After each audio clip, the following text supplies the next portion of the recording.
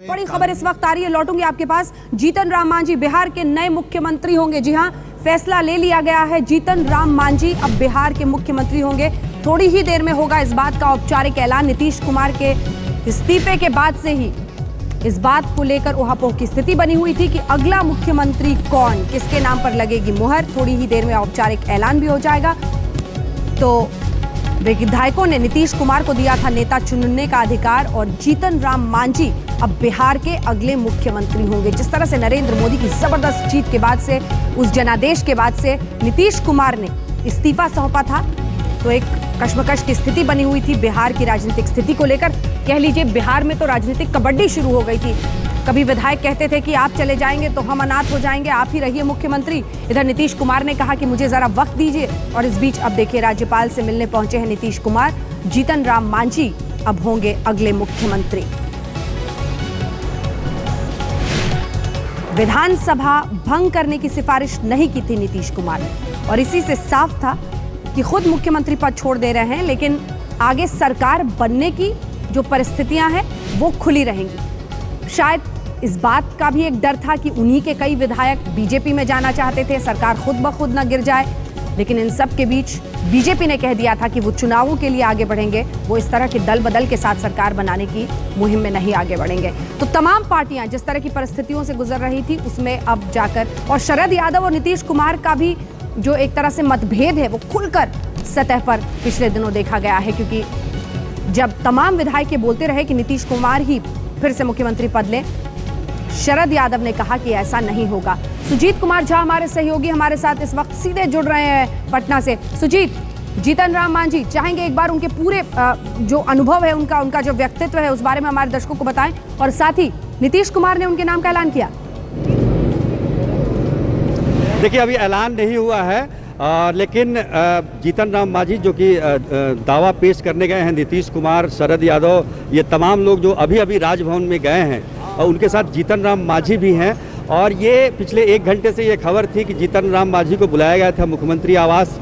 तो ये माना जा रहा है कि अगले मुख्यमंत्री बिहार के वही होंगे, क्योंकि अभी जो नीतीश कुमार या शरद यादव जो राज्यपाल से मिलने गए हैं उसमें यही है कि सरकार दावा पेश करेगी, अपना बहुमत दिखाएगी, और जो मुख्यमंत्री बनने वाले हैं उनका भी ऐलान होगा। निकलने के बाद ऐलान करेंगे नीतीश कुमार। लेकिन जीतन राम मांझी साथ में गए हैं, इसलिए ये प्रबल संभावना है, बल्कि ये मतलब इसको आप कंफर्म ही मानिए कि जीतन राम मांझी ही अगले मुख्यमंत्री होंगे। जीतन राम मांझी अभी हाल में गया लोकसभा चुनाव से जनता दल यू के उम्मीदवार थे, हालांकि वो चुनाव हार गए।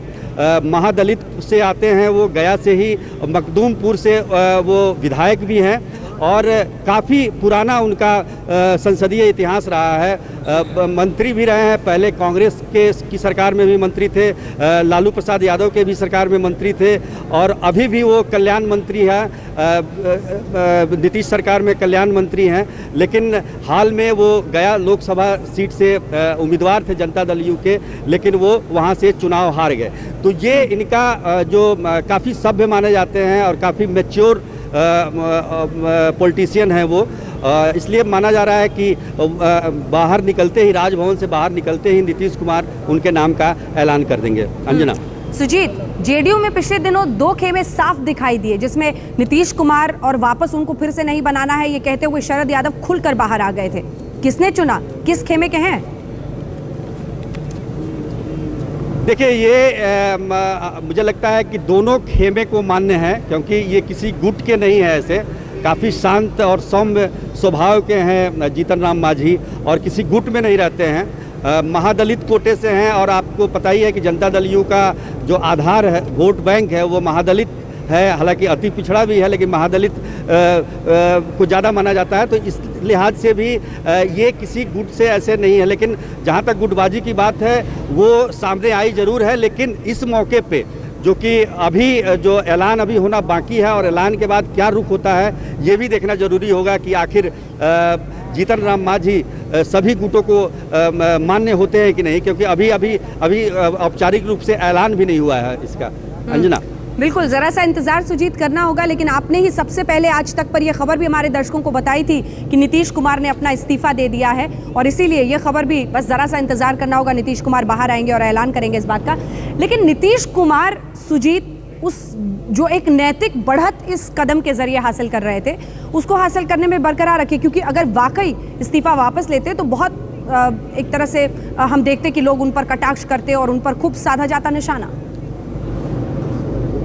देखिए, नीतीश कुमार इस बात को अच्छी तरह से जानते थे, इस्तीफा लेने का तो सवाल नहीं था, क्योंकि नीतीश कुमार के बारे में कहा जाता है कि एक बार फैसला लेने के बाद वो जल्दी बदलते नहीं हैं। हालांकि प्रेशर बहुत ज़बरदस्त था कार्यकर्ताओं का, विधायकों का कि इस्तीफा वापस लें, लेकिन इस्तीफा वापस लेना कोई राजनीतिक रूप से इसको सही नहीं माना जाता, और निश्चित रूप से विरोधियों को उन पर निशाना साधने का मौका मिल जाता। हालांकि उन्होंने जब इस्तीफा दिया था उसी समय बीजेपी या कई विरोधी पार्टियां जो है इसे नौटंकी करार दे चुकी थी कि ये केवल नौटंकी कर रहे हैं और इस्तीफा ये वापस ले लेंगे और फिर से, क्योंकि सत्ता से इनको लोभ है। लेकिन नीतीश कुमार ने ये काम नहीं किया और वो लगातार इस बात पर अड़े रहे। उन्होंने कहा कि ये भावनात्मक फैसला नहीं है, ये राजनीतिक फैसला है, और राजनीतिक फैसले हमेशा उल्टे नहीं जाते। देखिए, आप शुरू से देखिए तो काफ़ी लोग ये भी कहते रहे हैं कि जेडीयू ने जो संबंध तोड़ा बीजेपी से, वो कहीं से भी उचित नहीं था। पार्टी में भी इस बात को लेकर लोकसभा चुनाव के बाद काफ़ी लोगों ने कहा कि ये सही फैसला नहीं था नीतीश कुमार का, लेकिन वो अंत तक इस बात को डिफेंड करते रहे कि नहीं, ये फैसला हमने सही लिया है। हालांकि ग्राउंड लेवल पे देखा जाए तो वो सही नहीं दिखा। और इस्तीफा देने की जहाँ तक बात थी, तो इस्तीफा देने के बाद भी वापस लेने का कोई सवाल नहीं था। उनसे हमारी बातचीत भी हुई, कल भी हुई थी, आज भी हुई थी, और उन्होंने साफ इसके लिए इनकार कर दिया था कि इस्तीफा वापस लेने का सवाल ही पैदा नहीं होता। कम से कम ये दिखा दिया कि जब फैसला ले लेते हैं तो खुद भी नहीं सुनते हैं अपनी, जिस तरह से फिल्मी डायलॉग सलमान खान के लिए चलता है, क्योंकि एक वक्त पर लगा कि कहीं फैसला ना बदल दें। उन्होंने मंडे तक का वक्त भी मांगा था। ये तस्वीरें हम आपको दिखा रहे हैं। जीतन राम मांझी हैं, नीतीश सरकार में कल्याण मंत्री हैं। जीतन राम मांझी 2008 से लगातार मंत्री हैं। हालांकि गया से अभी लोकसभा चुनाव वो हार गए, लेकिन वहीं से विधायक भी हैं, महादलित कोटे से हैं। और सीधे रुक करते हैं, सिद्धार्थनाथ सिंह साहब हमारे साथ लगातार जुड़े हुए हैं। सिद्धार्थनाथ सिंह साहब, एक ऐसे वक्त पर जब राजनीति में सत्ता से चिपक कर बैठने की आदत है लोगों की, कितना भी आप कटाक्ष कर लीजिए राजनीतिक रूप से, लेकिन कम से कम एक जिम्मेदारी ली, और जिस तरह का लोकसभा चुनाव में प्रदर्शन रहा है उसके मद्देनजर इस्तीफा, क्या कहेंगे इस पर?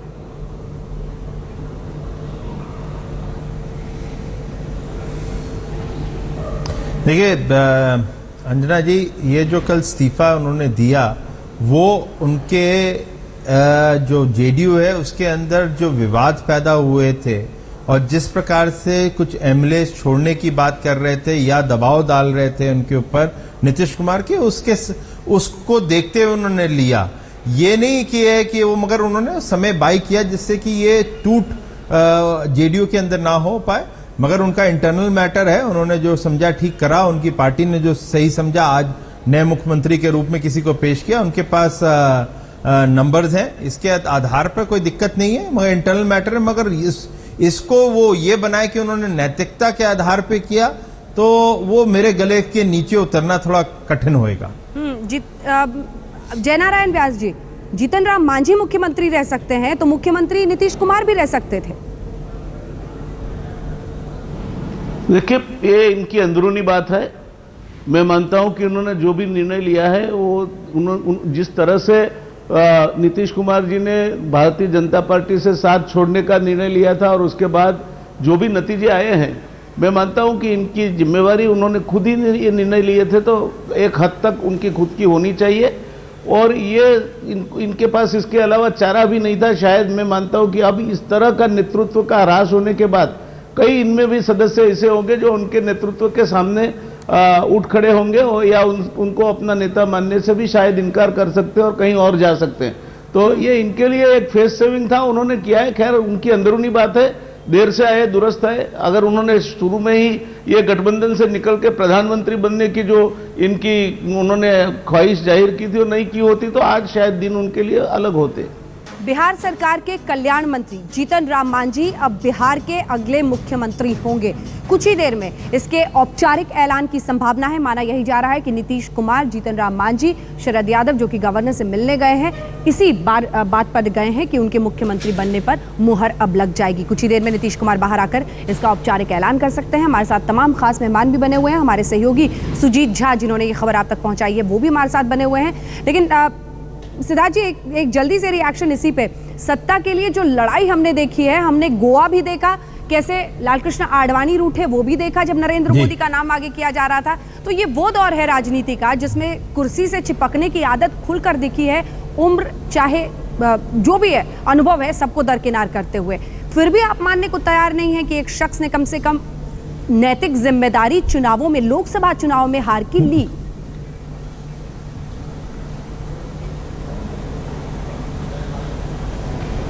देखिए, जेडीयू एक रीजनल पार्टी है, उसकी तुलना भारतीय जनता पार्टी जो कि नेशनल पार्टी है उससे करी जाएगी तो सही नहीं होएगा।